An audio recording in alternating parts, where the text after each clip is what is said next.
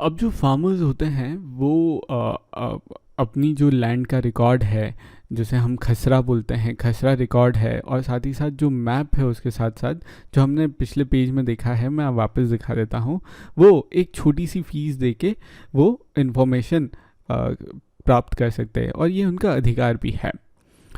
तो जैसे कि फॉर एग्जांपल ये मैप और ये खसरा की डिटेल जो है वो एक छोटी सी फीस दे के ये वो अपने पास रख सकते हैं, पेपर में उनको मिल सकता है जिसमें प्रॉपर ऑफिसर के साइन होंगे।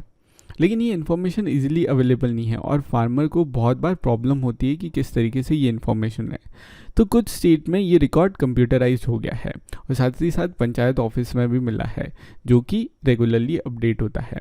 जैसे कि मैंने मध्य प्रदेश में बताया कि ये इस स्टेट में जो रिकॉर्ड है वो कंप्यूटराइज हो गया है। कंप्यूटराइज यानी कि मैंने अभी ऑनलाइन जाके एक एरिया का खसरा देख लिया कि किसके नाम पे है वो ज़मीन और वहाँ पे कौन सी फसल उगाई जाती है और वो इरिगेटेड है कि नहीं है, ये सारी डिटेल्स मेरे को मिल गई है। ठीक है, तो इससे क्या होता है कि इजीली अवेलेबल हो जाती है आपको सारी इन्फॉर्मेशन, और इन्फॉर्मेशन इज़ पावर।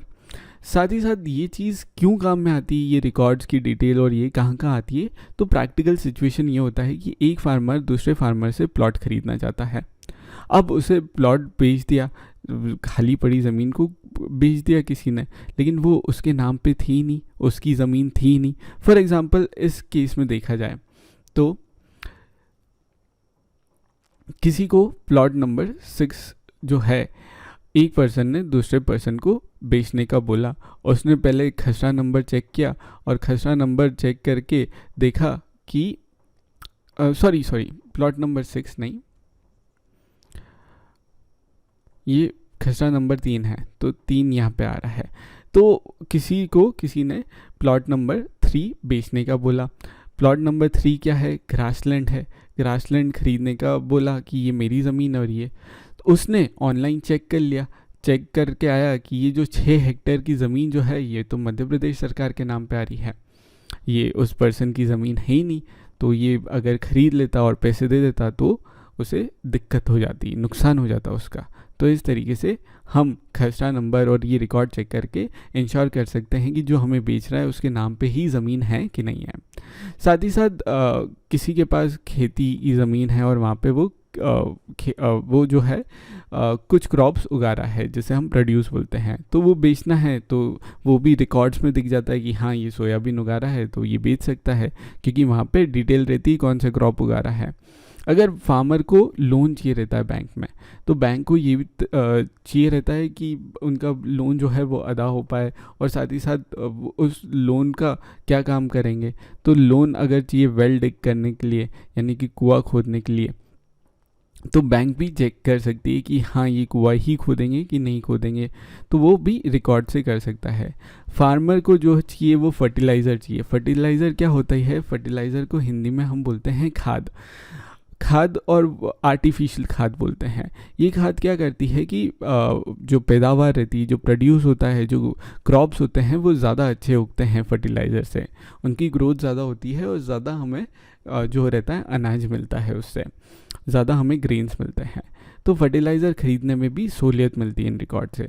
साथ ही साथ उसे अगर फार्मर को अपने जाने के बाद अपने बच्चों में डिवाइड करनी है प्रॉपर्टी, तो भी लैंड रिकॉर्ड काम आता है।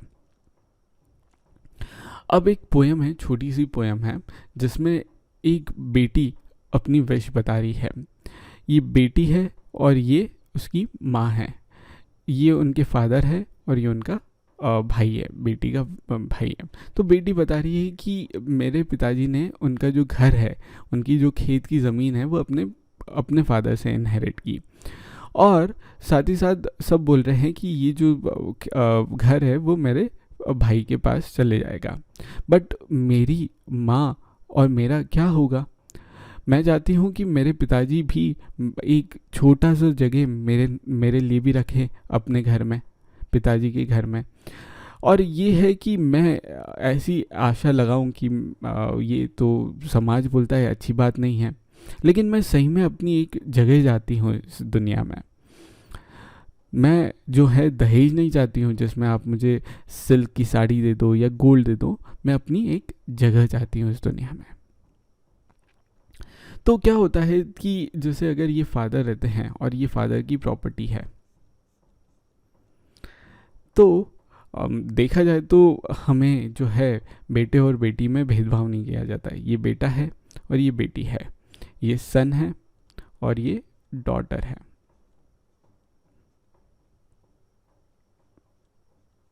ये डॉटर है, तो हमें भेदभाव नहीं करना चाहिए।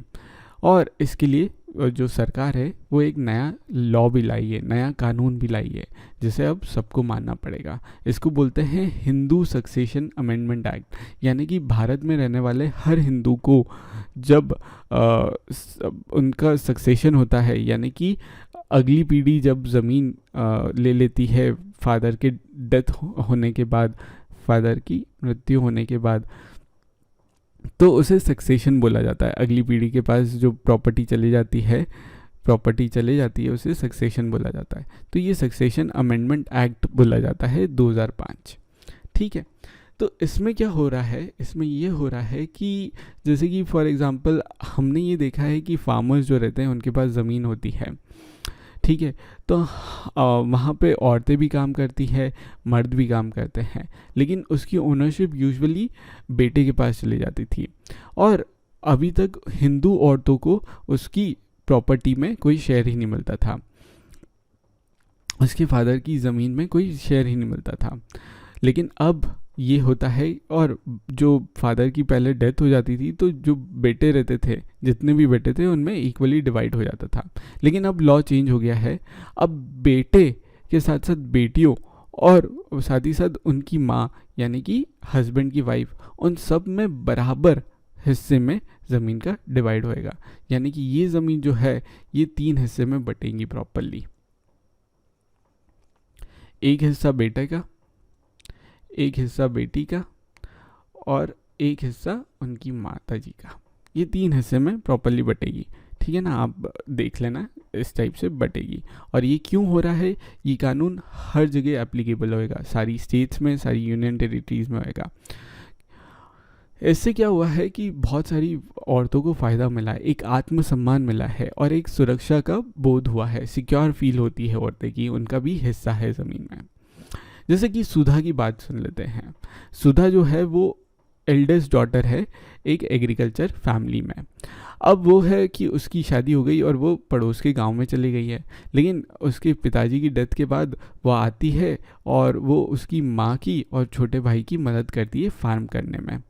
पूरा परिवार लग जाता है, 12-12, 14-14 घंटे लग जाते हैं फार्मिंग का सीज़न जब रहता है तब। और जितने परिवार के लोग रहते हैं ना सभी लग जाते हैं, क्योंकि काम बहुत ज़्यादा रहता है उस समय।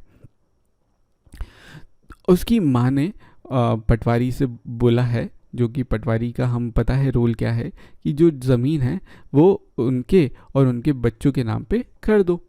अब सुधा की माँ जो है वो फार्मिंग प्रॉपरली करवाती है और किन की मदद लेती है, सुधा के जो भाई बहन हैं उनकी मदद लेती है, साथ ही साथ सुधा की भी मदद लेती है। सुधा जो कि एल्डेस्ट डॉटर है फैमिली की।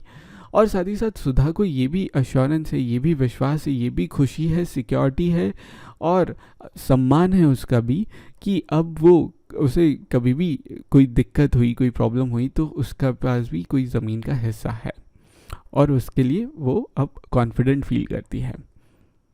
और इस नए कानून के कारण, इस नए लॉ के कारण, और इस लॉ का नाम क्या है, हिंदू सक्सेशन अमेंडमेंट एक्ट 2005। इसे याद कर लेना।